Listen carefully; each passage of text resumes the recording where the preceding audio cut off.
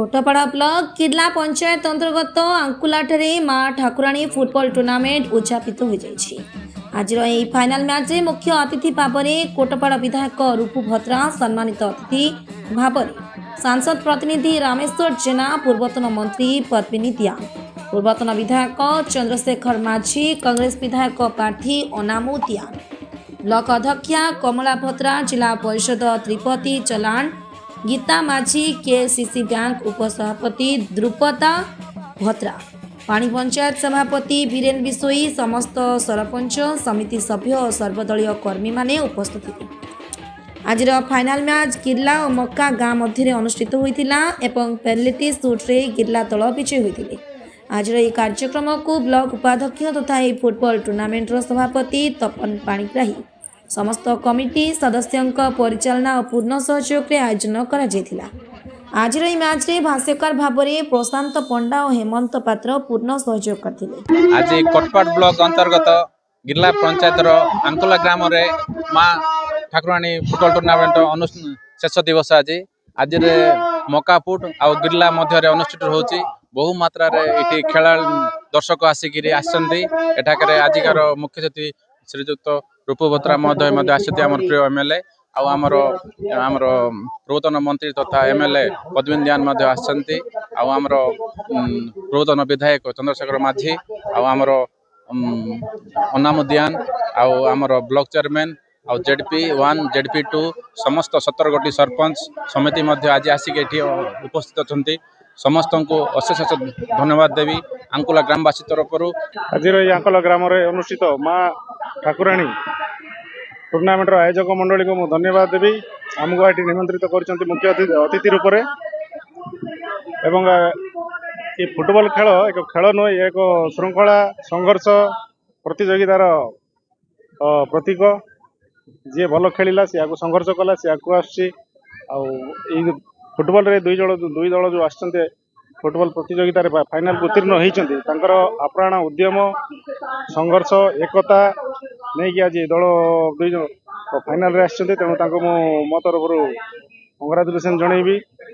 एवं ये जो आम आंकुला ग्रामवासी आखपाख अंचल जो दर्शक वृंद को देखिले लगुच सते जमी आम गोटे इंटरनेशनल स्टेडियम खेल हो जहाँ भी हो दर्शक बंधु खुशी सहित उपभोग कर खेल को तेणु से मो तरफ अशेष धन्यवाद जनाऊँ। आंकुला ठारे फुटबॉल टूर्नामेंट से आम समस्ते गर्व करुचु जेहेतु एमिति खेल विभिन्न जगार खेलवा उचित। भाईचारार संपर्क, भाई भाई सुसंपर्क, ब्लॉक रु अन्य ब्लॉक रो संपर्क बढ़ी पारे। जो खेलाली प्रेमी भाई भौनी माने अछंती देखुथिबे हजार हजार संख्या रे जोग दैछंती। एई खेल आपण माने देखुथिबे कोटपाड़ बोली नय सारा डिस्ट्रिक्ट रे हो ओडिशा रे हो विभिन्न जगार खेल प्रेमी खेलाली भाई माने खेली आसीछंती। आपण माने देखुथिबे एतिक रे सीमित रहनती, पाठ सहित शिक्षार सहित खेल को आग्रह करुछंती। विगत दिन रे कोटपाड़ रे विभिन्न विद्यालय रो भी छात्र छात्री माने उत्तीर्ण होई आगो को जाउछंती। खेल खेली डिस्ट्रिक्ट लेवल रे खेल खेली आसीछंती। तो सहित गुटे पंचायत रु अन्य पंचायत रे खेला भाई माने खेलाली भाई माने उत्साह करुछंती। आज देखिबा गले आपण माने देखुथिबे केवल पुरुष पिला माने खेल देखुथिले, आज विभिन्न जगह रे माँ माने भी झियो पिला माने भी खेल को उत्साह करुछंती। सेत पई गर्व लागुची, खुशी लागुची। आमे बहुत आनंदित। कोटपाड़ ब्लॉक रो आंकुला ठारे जोटा गिरला पंचायत रे जो माँ बुढ़ी ठाकुराणी टूर्नामेंट चलती आज उद्यापन उत्सव। ए उत्सव रे बहुत आकर्षण खेल होची गुड़ा आमर गिरला एवं आमर मकापुट बहुत दर्शक हजार प्राय 20,000 दर्शक ये अच्छी। मु तो भावुँ एटा गोटे भाई बे भाईचारा एवं गाँ गाँ भर सुसंपर्क एवं लोक को सिलेवा जो भाव खेल चली खेल को आम आहरी आगामी दिन गिरला रे आरंभ हम फुटबॉल टूर्नामेंट से अत्यधिक बहुत सुंदर भाव में परिचालना कर जो टूर्नामेंट कमिटर संपादक प्रेसिडेंट एवं गाँ कमिटी को धन्यवाद देवी। गाँव भद्र व्यक्ति एवं गाँव महिला समस्ते ये फुटबॉल देखापी उपभोग आसती मन आनंद उपभोग कर। फुटबॉल टूर्नामेंट आज चूड़ांत फाइनल खेल आज प्रतियोगिता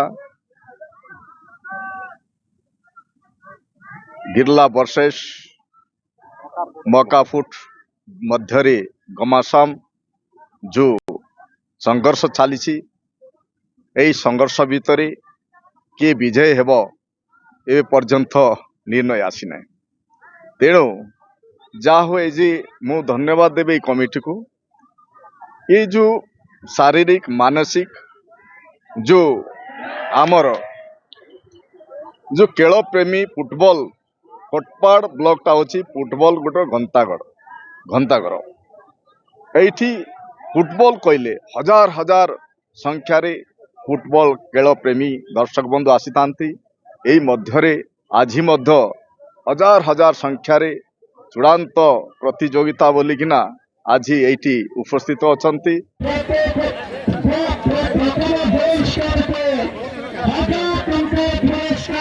कोटपाड़ू विजय कुमार मिश्र रिपोर्ट प्रयाग खबर।